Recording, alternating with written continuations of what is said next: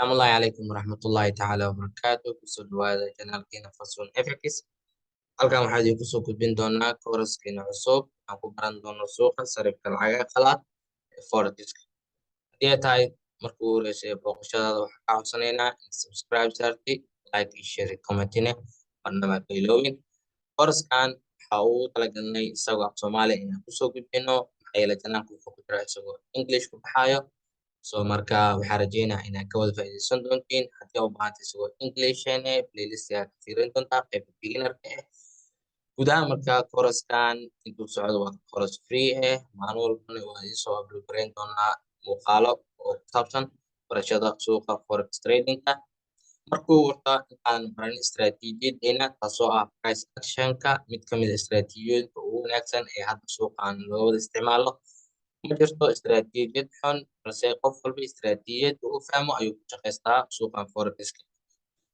intaan istiraatiijiyad iyo chart iyo suuqi aan u gudbin marka horta waxaa muhiim ah inaad fahantii ama concept guud aad ka qaadatay forex waxa uu yahay qaabka uu u shaqeeyo dadka ka shaqeysto qaabkii lacag waxay tahay erayada la isticmaalo casharadaas oo dhan waxaa la dhahaa waa basic ama conceptiga basic ama conceptigan cashiradan ilaa iyo dhowr iyo toban cashir ay noo gaari doonaan hadduu alla idmo insha Allah maalin walbo isbuucii 2 maalin waa soo dayn doonaa hadduu alla idmo kooraskeena koowaad ama cashirkeena koowaad ee koorska aan ku qaadan doono waxaa la dhahaa hordhaca forex trading ama introduction-ka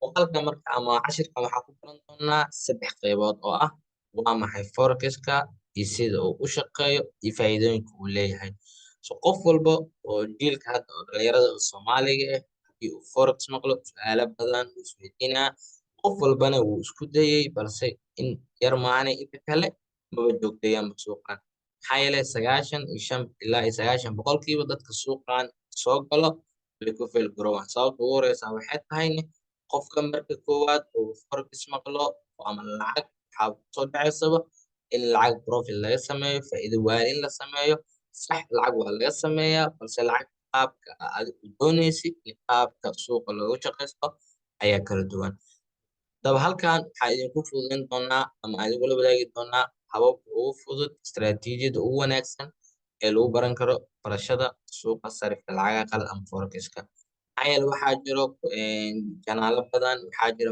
akademiya badan oo suuqa soo gudbiyo oo ama cashira forex-ka iyo waxaas oo lagu barto wax walba waxay ku xiran tahay qofka sida uu isaga iska dhigo haddii adiga shakhsiyadaada ay ka go'an tahay inaad waxaan baratay xirfad waayo oo lagu shaqeysto oo noloshaada wax badan ka bedeli doonto welcome haddii adiga faajo iyo lacaga la sameeyaa sameey wax soconaya maahan marka waxaan isku dayi doonaa insha Allah sida ugu wanaagsan inaan idinkula wadaago waalid insha Allah hadda waxaa ugu doonaa muuqaalkeena cashirkeena qaybtiisa koowaad oo ah forex wuxuu yahay qaabka uu u shaqeeyo iyo faa'iidooyinka uu leeyahay marka koowaad forex iyo qaabka uu u shaqeeyo horta forex-ka siisa waa laba eray oo la isku keenay labada eray oo saddexda eray ugu horeysa oo ah FOR waxaa laga soo gaabiyay foreign ama foreign waa wixii ka baxsan xuduudka wadankaaga wadamada kale xuduudkaaga wixii ka baxsan waxaa la foreign ama qalaad iidan waxaa EX-kana waxaa loo soo gaabiyaa exchange oo ah in wax la kala bedelo marka micno ahaan waxay noqon doontaa waa hab lagu kala bedelayo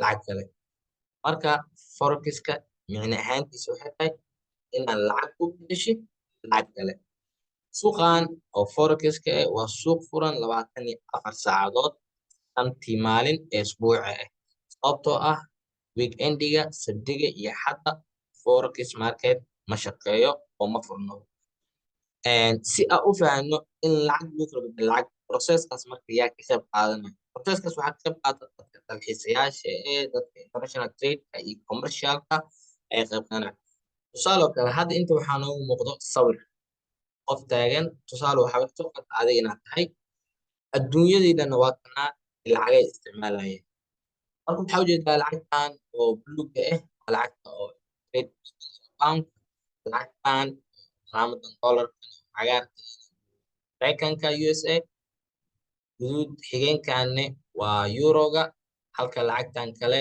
ay tahay yeenka marka tusaale oo kale waxaa ka soo qaadaa adiga tahay ingiriiska ku nooshahay. marka ingiriiska ku nooshahay waxaa waajib ah inaad isticmaashay lacagta pound-ka maxaa yeelay tax hadaa raacaysay, cunto hadaa cunaysay, hadaa fee bixinaysay, wax walba waxaa loo bees garaynaa lacagta pound-ka inaad ku bixisay. adoo lacagtii pound-ka oo ingiriiska joogay ayaa waxaa damacday inaad ganacsi ama dalxiis inaad u aadi dalka Mareykanka. oo soo baxday Mareykanka ay maantay. The first time transaction-ka koowaad meesha uu ka bilaabanayo waxay tahay waa airport-ka. soo uu bilaabanaa marka airport-ka USA ka soo degtay waxaa waajib ku ama muqadas ku inaad lacagtaadii ingiriiska ahayd aad u bedeshay lacagta Mareykanka oo aad qaadatay lacagta USA. sababta u sameynaysa waxaa waaye hotelka aad degaysa lacag USA uu kaa rabaa, dollarka uu kaa rabaa, baska aad raacaysa lacag dollar uu kaa rabaa, taxi aad raacaysa lacag dollar uu kaa rabaa, maqaayada aad fadhiisanaysa lacag dollar. marka waxaa waajib ku lacagtii pound-ka inaad ku bedelatid lacagtii USA-da.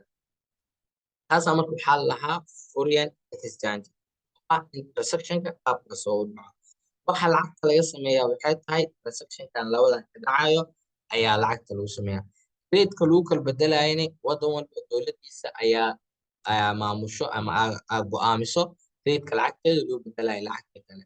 tusaale labaad waxaa joogtay dalka oo ah haday waxaa ka soo kacnay ingiriiska Mareykan Mareykan kacayna waxaa ka yana Europe ama Eurozone-ka waa wadamo badan oo Europe ay ku midaysan yihiin.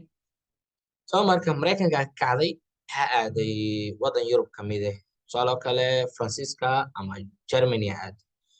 marka Faransiiska iyo Jarmalka waxaa laga isticmaalaa lacagta yuuraha in waxaa way tahay lacagta dollarka marka airport-ka ka soo degtay waxaa waajib ku inaad lacagtii dollarka ku bedelatid lacagta yuuraha markaas rate-ka transaction-kaas dhacay ayaa forex ka shaqeeya lacagta rate ee ka sameynaya meesha rate-kaas loo kala bedela. marka qofkan dalxiisaha ama qofkan ganacsada lacagta uu bedelo oo euro markuu maayo sababta waxaa waaye area-daas uu joogo lacag dollar ma laga isticmaalo, taxiga ma isticmaalo, ninka oo maqaayada ma isticmaalo, hoteelihii ma isticmaalayo, wax kasta u baahan tahay waxaa waa lacagta yuuraha. marka guud ahaan marka waa sarifka lacagaha qalaad in lacag lagu bedelo lacag wadan kale ay leedahay.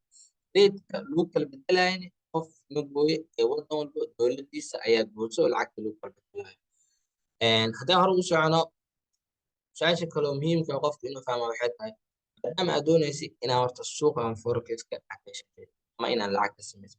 horta marka hore waxaa u baahan tahay maadaama aad fahantay micnihii qaabkii transaction ku dhacayo xilliyada oo suuqa furan yahay iyo maalmaha uu furnayn.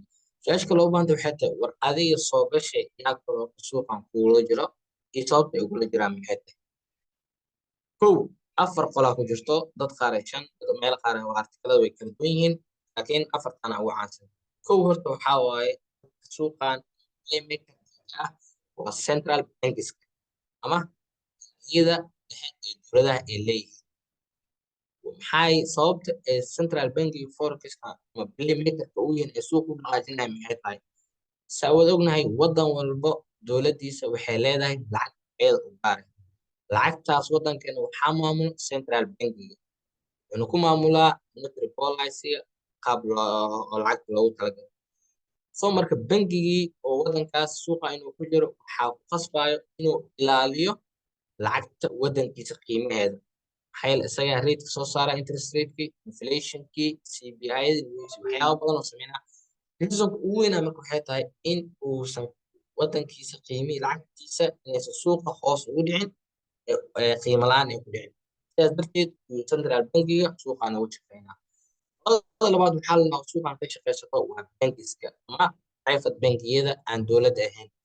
maxay ayaga ugu sameynayaan private bankiga maxaa yeelay bankiisa wada ognahay qof walba lacag u dhigtaa lacagtii markaa bankiga la dhigto bankiga isaga wuxuu u baahan yahay inuu lacagtii wax ku invest gareeyo ama wax ku sameeyo. bankiga keliya ma isticmaalo forex oo keliya waxyaabo kale oo isticmaalaa ama inuu dhul geliyo ama inuu dad investment ugu sameeyo. anay meeshan kusiisaa waxay tahay forex-ka area-daas aan kusiisaa. marka bankiska marka sababta uu suuqan ugu jira waxay tahay lacagihii dadka uu kusoo qaado uu haayo in uu dad xirfad suuqan u leh oo shaqaaleysiisto oo bankiga gadaashiisa ama maxaa la behind-iga ka shaqeeyo oo suuqan playmaker ka sameeyo oo lacagtii marba meel u wado. That's why marka ee bangiga lacag ugu sameynayaan faa'iido. Maxaa yeelay lacagtu way iska hayaan. Haddii lacagtu meel iska taalo lacagtu ma dhalayso. Maxaa yeelay bangiga saa ogtahay building qurux badan oo degan yahay, kiruu bixiyaa, canshuuraa laga qaadaa. So marka intuu ka keenaa marka hadduusan lacagtii ku shaqeynin meeluu ka keenaa ma lahan. Qodobka saddexaad waxaa la corporations. Corporations waxaa waaye waa multiple company isku xiga oo company weyn ah. So marka corporation-kan ama kombaniyada waaweynka ah ay sababta ugu jiraan marka waxay tahay inay faa'iido ka sameeyaan as a business ugu jiraan. Inay suuqan lacag ka sameeyaan. Si ugu sameynayaan sidoo kale ayagana waxay sameynayaan dad xirfad leh ee suuqan lacaga waali u dhiibayaan lacagahaas marka dadkaas ugu shaqeynayo sidaas ay marka waxay ku sameynayaan profit-ka. Sababta ugu weynna waxay tahay in haddii beri ka maalin company-gan ama company-ga weynka ah waxyaalaha uu ku shaqeeyo business-kiisa haddii oo suuqa hoos u dhac u imaado ama arrimo oo maxaa la dhaqaale ay soo wadaagto in faa'iidooyinkaas uu ka sameeyo inuu ku kabto. Qolada ugu dambeysana waxaa lahaa oo suuqan ka shaqeyso waa retail traders. Retail traders waxaa waaye waa sidaad sawirka muuqato waa qof shakhsi oo keligiisa shaqeysanayo. Sababtan waxaa waaye waa aniga ama adoo kale. Maxaa yeelay suuqa marka koowaad looma ogoleen dadka retailerska. Maxaa yeelay dadkan waaweynka oo keliya ka shaqeysan jira. Markii dambe teknolojiyadan iyo waxyaabahan ayaa u fududeysay in dadka retail traderska inay suuqan ka shaqeysan karaan. Maxaa yeelay adiga shakhsiyaad tahay adiga si toos ah suuqii playmaker muu noqon balse waxaa maray gain ama broker ayaa maray soo marka waxaa ku sameynay suuqan ugu shaqeysanay. Waa aniga iyo adoo kale suuq saa ugu shaqeysanay. Mawduuceena sida qaybtiisa saddexaad waxaa ka mid ah wax walbo waxay leeyihiin faa'iido iyo khasaare leeyihiin. Marka haddii ani ogaaday forex wuxuu yahay qaabka uu shaqeeyo. Laba waxaa ogaaday dadka ka shaqeeyo iyo sababta ay ugu shaqeeyaan. Marka waa inaa ogaadaa haddana faa'iidada ay leedahay suuqan forex-ka yacni ay leedahay.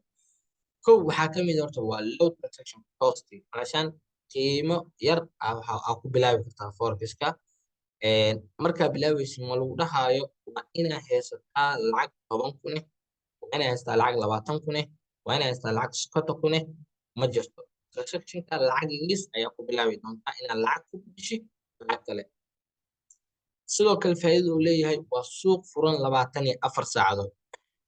Waa suuq furan 24 saacadood. 24 saacadood adiga waxaa laga yaabaa inaad tahay qof mashquul badan ama waxaad tahay arday jaamacad xilliye qaar heli karin jirto fursad laakiin xilli kale fursad heli karto. Sidoo kale subaxii waa baxdaa 6kii waxaa aadaa waxbarasha bilowdaa isku diyaariskeedii waxaa kasoo dhamaataa 8 marka 8 kasoo dhamaado inta waqti soo hartay suuqan furan yahay haa wuu furan yahay. Maxaa yeelay suuqan waa suuq furan 24 saac. Waxaa laga yaabaa inaad 8 saac ama 9 saac inaad shaqo gashay. Inta ka horeyso waa ka shaqeysan kartaa.